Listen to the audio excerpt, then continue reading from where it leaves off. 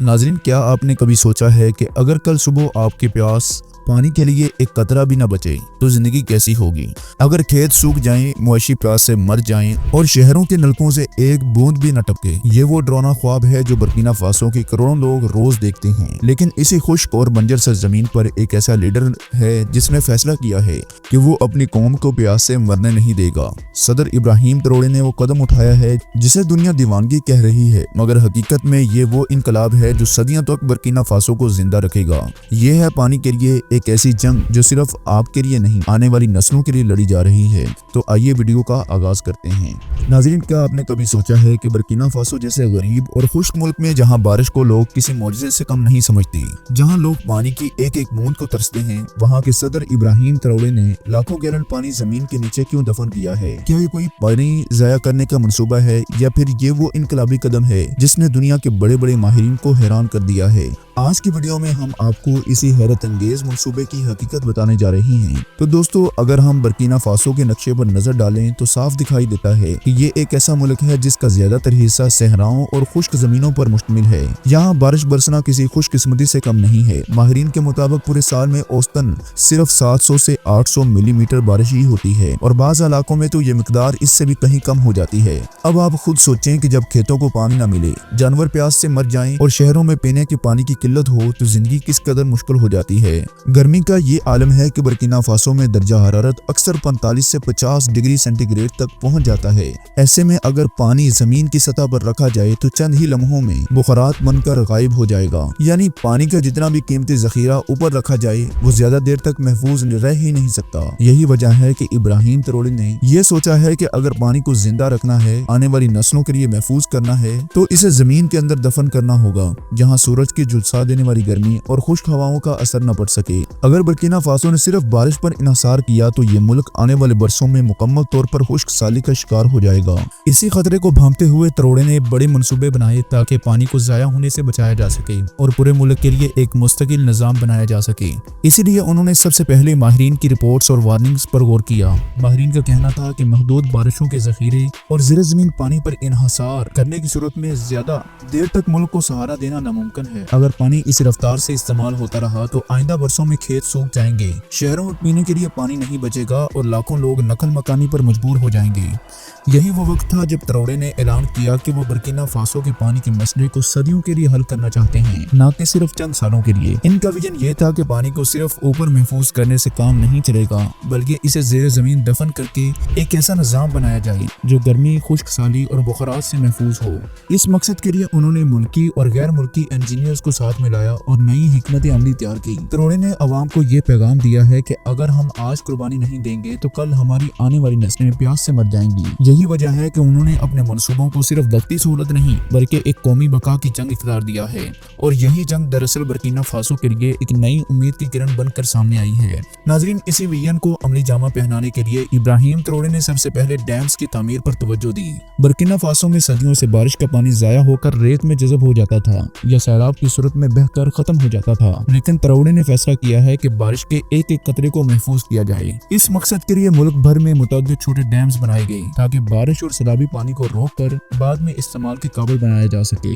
یہ ڈیم صرف پانی ذخیرہ کرنے کے لیے نہیں بلکہ زراعت کے نظام کو سہارا دینے کے لیے بھی تھے۔ کسان جو پہلے بارش کے انتظار میں فصلیں تباہ کر بیٹھتے تھے، یہی وجہ ہے کہ انہوں نے اپنے منصوبوں کو صرف وقتی سہولت نہیں بلکہ ایک قومی بقا کی جنگ قرار دیا ہے، اور یہی جنگ دراصل برکینا فاسو کے لیے ایک نئی امید کی کرن بن کر سامنے آئی ہے۔ ناظرین، اسی ویژن کو عملی جامہ پہنانے کے لیے ابراہیم تروڑے نے سب سے پہلے ڈیمز کی تعمیر پر توجہ دی ہے۔ برکینا فاسو میں صدیوں سے بارش کا پانی ضائع ہو کر ریت میں جذب ہو جاتا تھا یا سیلاب کی صورت میں بہہ کر ختم ہو جاتا تھا، لیکن تروڑے نے فیصلہ کیا ہے کہ بارش کے ایک ایک قطرے کو محفوظ کیا جائے۔ اسی مقصد کے لیے ملک بھر میں متعدد چھوٹے بڑے ڈیمز بنائے گئے تاکہ بارش اور سیلابی پانی کو روک کر بعد میں استعمال کے قابل بنایا جا سکے۔ یہ ڈیم صرف پانی ذخیرہ کرنے کے لیے نہیں بلکہ زراعت کے نظام کو سہارا دینے کے لیے بھی تھے۔ کسان جو پہلے بارش کے انتظار میں فصلیں تباہ کر بیٹھتے تھے، اب ان ڈیمز کے ذریعے کھیتوں کو باقاعدہ پانی ملنے لگا ہے، کھیت سرسبز ہوئے ہیں، اناج अनाज की पैदावार में इजाफा हुआ है और देहाती इलाकों की मईशत बेहतर होना शुरू हो चुकी है।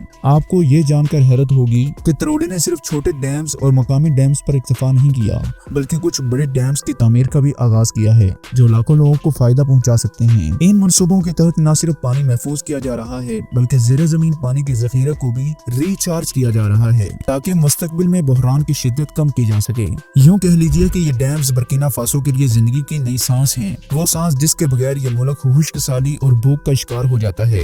नाज़रीन, अब डैम्स के बाद इब्राहिम तरोड़े ने अपनी तवज्जो जमीन के नीचे छुपे उस खजाने की तरफ मबजूल की है जिसे हम ज़ेरे ज़मीन पानी या इक्वाफर्ज कहते हैं। बर्किना फासो की सरजमीन के नीचे हजारों साल पुराना पानी मौजूद है जो इस वक्त जमा हुआ था जब यह खित्ता आज की तरह खुश्क नहीं था बल्कि हरा भरा और सरसब्ज था। इस पानी को माहिरीन फॉसल वाटर कहते हैं क्योंकि ये बारिशों और दरियाओं के उस दौर का जखीरा है जो अब खत्म हो चुका है। लेकिन इस पानी की सबसे बड़ी हकीकत ये है कि ये दोबारा पैदा नहीं होता, यानी अगर आज हम इसे निकाल लें तो कल के लिए कुछ बाकी ना बचेगा। ये बिल्कुल ऐसे ही है जैसे कोई शख्स अपनी पुरानी जमा पूंजी खर्च करता रहे मगर नई आमदनी ना हो। वक्ती तौर पर तो वो सुकून में रहता है मगर एक दिन आता है जब खजाना खत्म हो जाता है। यही खतरा बर्किना फासो पर भी मंडला रहा है। इब्राहिम तरोड़े ने इस बात को बखूबी समझा है। उन्होंने ऐलान किया है कि ज़ेरे ज़मीन पानी को अंधाधुंध निकालने की बजाय इसके इस्तेमाल में हिकमत अमली अपनाई जाए। ज़राअत, सनत और शहरों के लिए पानी की फराहमी का निज़ाम ऐसे बनाया जाए कि फॉसल वाटर पर मुकम्मल इन्हसार न हो बल्कि इसके साथ नए ज़राए भी पैदा किए जाएं।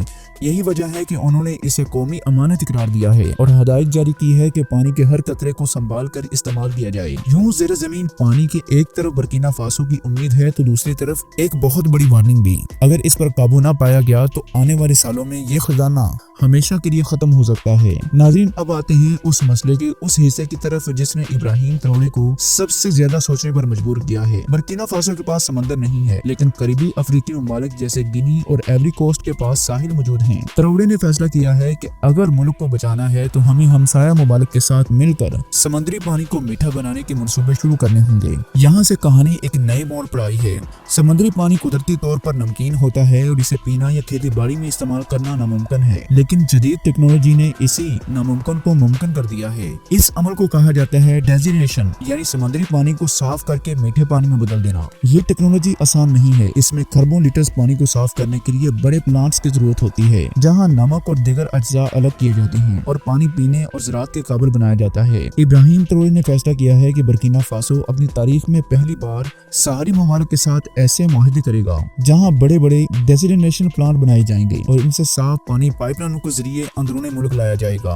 अगरचे यह मंसूबा निहायत महंगा है और इसमें तवानाई का इस्तेमाल भी ज्यादा होता है, लेकिन तरोड़े ने ऐलान किया है कि कौम के बका के लिए हर कुर्बानी देनी होगी। ये कदम बर्किना फासो को उन चंद अफ्रीकी ममालिक में शामिल कर रहा है जो समंदर से अपनी पानी की जरूरत पूरी करने की सिमत में आगे बढ़ रहे हैं। और यही वो विजन है जिसने दुनिया को हैरान कर दिया है कि एक गैर साहरी मुल्क भी अगर इरादा करे तो समंदर से पानी ला सकता है। नाज़रीन, अब सबसे हैरान कुन मंसूबे की तरफ आते हैं जिसने बर्किना फासो के सहरा को दुनिया की तवज्जो का मरकज बना दिया है, और वो ये है इब्राहिम तरोड़े का ज़ेरे ज़मीन दरिया। जी हाँ, आपने सही सुना, एक ऐसा दरिया जो सतह जमीन पर नजर नहीं आता बल्कि हजारों मील लंबी पाइपलाइनों की शक्ल में जमीन के नीचे बहता है। तरोड़े ने माहिरीन को हुक्म दिया है कि समुद्री पानी को साफ करने के बाद इसे बराह रास्त खुला छोड़ने की बजाय जमीन के नीचे पाइपलाइन सिस्टम से पूरे मुल्क में पहुंचाया जाए। ये मनसूबा बज़ाहिर एक पाइपलाइन मनसूबा है मगर हकीकत में इसे लोग इनविजिबल रिवर कहते हैं, यानी वो दरिया जो नजर नहीं आता लेकिन पूरे मुल्क को जिंदगी बख्श देता है।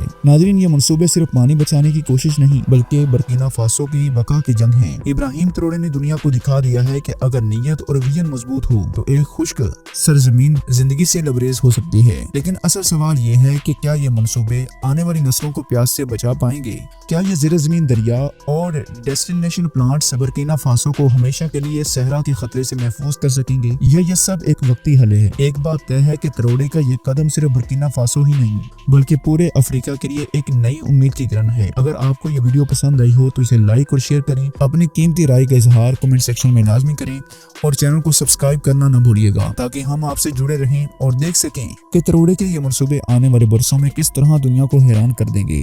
अल्लाह हम सब का हामी नासिर हो। अस्सलामु अलैकुम वरहमतुल्लाहि वबरकातुहू।